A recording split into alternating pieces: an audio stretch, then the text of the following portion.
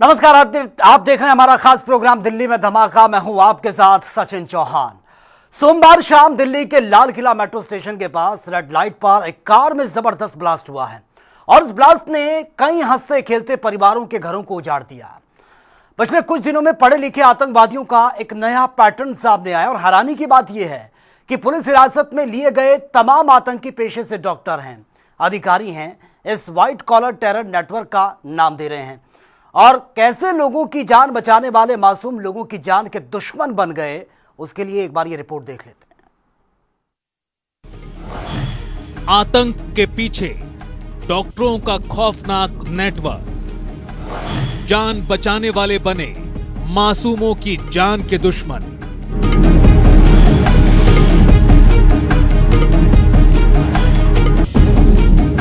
दिल्ली के लाल किले के ठीक सामने रेड लाइट पर हुए ब्लास्ट ने पूरे देश को दहला दिया है। राजधानी दिल्ली में इससे पहले इतना बड़ा हमला 14 साल पहले 2011 में दिल्ली हाई कोर्ट पर हुआ था। अब तक आतंकी उन लोगों का इस्तेमाल करते हैं जो कम पढ़े लिखे होते थे, लेकिन अब ऐसा लगता है कि आतंक ने नया रूप लिया है। अब आतंक प्रतिष्ठित शिक्षित वर्ग में अपनी जड़ें मजबूत कर रहा है। शिक्षा का उपयोग सफेद कोट में काले कारनामों के लिए किया जा रहा है। पिछले कुछ दिनों में जो कुछ भी हुआ है उस पर अगर एक नजर डालें तो ये कहना गलत नहीं होगा कि आतंकवाद की जड़ें अब शिक्षित वर्ग में मजबूत हो रही हैं, क्योंकि जितने लोगों की गिरफ्तारियां हुई हैं उन सब की पहचान प्रतिष्ठित शिक्षित वर्ग से ही है। एक के बाद एक जुड़ती जा रही डॉक्टर्स की कड़ी। लाल किले धमाके से ठीक पहले सोमवार की सुबह ही जम्मू कश्मीर और फरीदाबाद पुलिस ने एक जॉइंट ऑपरेशन में 2 अलग अलग घरों से करीब 2900 किलो आईईडी बनाने वाला केमिकल, हथियार और गोला बारूद बरामद किया था। पुलिस ने कार्रवाई दुनिया के सबसे खतरनाक आतंकवादी संगठनों में से एक जैश-ए-मोहम्मद और एक अंतर्राज्यीय आतंकी नेटवर्क के भंडाफोड़ के दौरान की।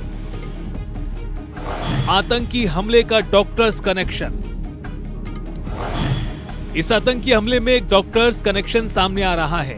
धमाके के किसी भी कड़ी को पकड़ेंगे तो हर में ऐसा शख्स जरूर जुड़ रहा है जो पेशे से डॉक्टर है। डॉक्टर आदिल अहमद राठर। सबसे पहले हुई डॉक्टर आदिल की गिरफ्तारी। आदिल के लॉकर से बरामद हुई AK-47 राइफल। जैश-ए-मोहम्मद और अंसार गजवत उल हिंद से कनेक्शन का हुआ खुलासा। 6 नवंबर को उत्तर प्रदेश के सहारनपुर से किया गया गिरफ्तार। UAPA और आर्म्स एक्ट के तहत दर्ज हुआ केस। डॉक्टर अहमद मोहिउद्दीन 7 नवंबर को ही गुजरात ATS ने किया गिरफ्तार। रिसिन नामक बेहद जहरीला जहर बनाने की कर रहा था तैयारी। 2 गन, 1 बेरेटा पिस्तौल और 30 कारतूस बरामद। मोहिउद्दीन के पास 4 लीटर अरंडी का तेल भी मिला। UAPA, आर्म्स एक्ट और BNS की धाराओं में केस हुआ दर्ज। डॉक्टर मुजम्मिल शकील 10 नवंबर को हरियाणा के फरीदाबाद से गिरफ्तारी हुई। मुजम्मिल के पास मिला 360 किलो अमोनियम नाइट्रेट। इसके दूसरे ठिकाने से 2563 किलो विस्फोटक और बरामद किया गया। जैश जैसे प्रतिबंधित संगठनों से था मुजम्मिल का संबंध। फरीदाबाद की अल-फलाह यूनिवर्सिटी में पढ़ाता था मुजम्मिल।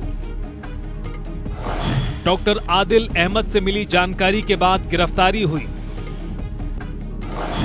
डॉक्टर शाहीन शाहिद।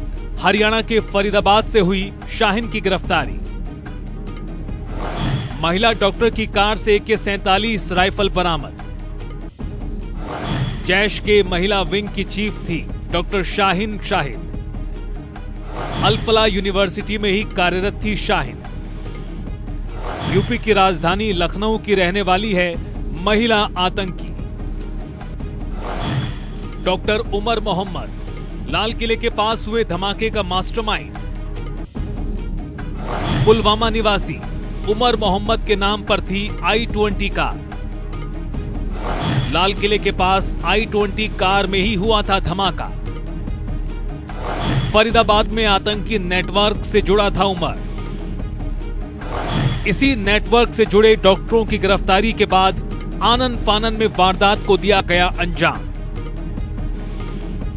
इन सभी नामों में एक चीज जो कॉमन है वो है इन आतंकियों का पेशा। पेशे से ये सभी आतंकी डॉक्टर थे। ये दिखाता है कि अब आतंकवाद सिर्फ जंगलों या सीमाओं तक सीमित नहीं है, यह अब देश के प्रतिष्ठित शिक्षित वर्ग में भी अपनी जड़ें जमा रहा है। अधिकारी इसे व्हाइट कॉलर टेरर नेटवर्क कह रहे हैं। मतलब वो आतंक जो दिमाग से चलाया जा रहा है, बंदूक से नहीं। ये सारे डॉक्टर न केवल आतंकी संगठनों के संपर्क में थे, बल्कि खुद हथियार और जहरीले केमिकल तैयार कर रहे थे। ये साफ इशारा है कि आतंकवाद का चेहरा बदल रहा है। अब ये सिर्फ बंदूक चलाने वालों का नहीं रहा, बल्कि लैब में बैठने वालों का भी हो गया है। ब्यूरो रिपोर्ट, जनता टीवी।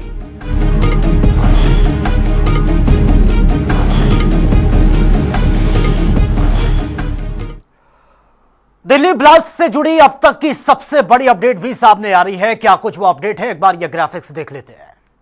दिल्ली में धमाका, सीसीटीवी में कार की हर मूवमेंट ट्रेस हुई। लाल किला तक पूरे रूट की मैपिंग। सुबह 8:13 हरियाणा की रजिस्ट्रेशन वाली I-20 कार बदरपुर टोल से दिल्ली में दाखिल हुई। सुबह 8:20 कार ओखला इंडस्ट्रियल एरिया के पास एक पेट्रोल पंप पर दिखाई दी। दोपहर 3:19 कार लाल किला परिसर के पास पार्किंग एरिया में दाखिल हुई। शाम 6:22 कार लाल किला पार्किंग से बाहर निकली। सीसीटीवी में एक शख्स मास्क पहने हुए गाड़ी चलाता दिखाई दिया। शाम होते होते कार दरियागंज कश्मीरी गेट की ओर बढ़ी। शाम 6:52 लाल किला मेट्रो स्टेशन के बाहर हुआ तेज धमाका। I-20 कार पूरी तरह तबाह, कई दूसरी गाड़ियों में लगी आग। 8 शवों की पहचान हुई। 9वां शव संभवतः डॉक्टर उमर का हो सकता है। डीएनए रिपोर्ट का इंतजार। मृतकों की संख्या बढ़ी, कई घायल। IB, NIA, NSG, special cell और लोकल पुलिस कुल 500 प्लस अधिकारी जांच में तैनात। रक्षा मंत्री राजनाथ सिंह का बयान, दोषियों को बख्शा नहीं जाएगा। पीएम मोदी ने भूटान से दिया बयान, जांच एजेंसियां साजिश की तह तक जाएंगी। अमेरिका, रूस, चीन, इजराइल, जर्मनी, श्रीलंका, भूटान, अफगानिस्तान और कई अन्य देशों ने संवेदना जताई। गृह मंत्री अमित शाह ने की back to back 2 high level meeting. बैठक में Delhi police commissioner, NIA, IB, NSG अधिकारी मौजूद थे। गृह मंत्रालय ने जांच NIA को सौंपी। ATS ने उत्तर प्रदेश में की कई जगह छापेमारी। अल फलाह यूनिवर्सिटी फरीदाबाद में दिल्ली पुलिस की रेड और सीसीटीवी जांच। फरीदाबाद के फतेहपुर तगा गांव में भी चला सर्च ऑपरेशन। पुलवामा से एक और डॉक्टर हिरासत में, फरीदाबाद टेरर नेटवर्क से लिंक। लाल किला पर्यटकों के लिए 13 नवंबर तक के लिए हुआ बंद। तो फरीदाबाद में 2900 किलोग्राम विस्फोटक मिलने के बाद अल फलाह यूनिवर्सिटी में पुलिस ने रेड की है और जांच के लिए NIA की टीम भी पहुंची है। करीब 1.5 घंटे चली रेड के बाद टीमें लौट आई हैं, लेकिन पुलिस अभी भी वहां पर तैनात है। पुलिस सोर्सेज के मुताबिक यूनिवर्सिटी की लैब में काम करने वाले 3 लोगों को पूछताछ के लिए डिटेन किया गया। हालांकि अब तक साफ नहीं हुआ कि ये कर्मचारी हैं या फिर स्टूडेंट हैं। पुलिस और यूनिवर्सिटी की तरफ से इस बारे में कोई औपचारिक जानकारी अब तक नहीं मिली है। इसी के साथ ही पुलिस फरीदाबाद के फतेहपुर तगा गांव की मस्जिदों में जांच कर रही है। फरीदाबाद से पकड़ा गया डॉक्टर मुजम्मिल शकील तंगा के मस्जिद में नमाज के लिए आता था, जहां पर जमातियों से भी पूछताछ की जा रही है और इसके बाद 4 जमातियों को शक के आधार पर डिटेन किया गया। इनकी व्हाट्सएप चैट जो है वो डिलीट मिली है और ये अभी सामने आया है कि दिल्ली में ब्लास्ट का आरोपी मोहम्मद उमर नबी इसी यूनिवर्सिटी में पढ़ाता था। ब्लास्ट वाले दिन यानी कि सोमवार को उमर यूनिवर्सिटी से ही I-20 गाड़ी को लेकर निकला था और इसके बाद सोमवार शाम दिल्ली में लाल किला मेट्रो स्टेशन के पास यह ब्लास्ट हुआ है।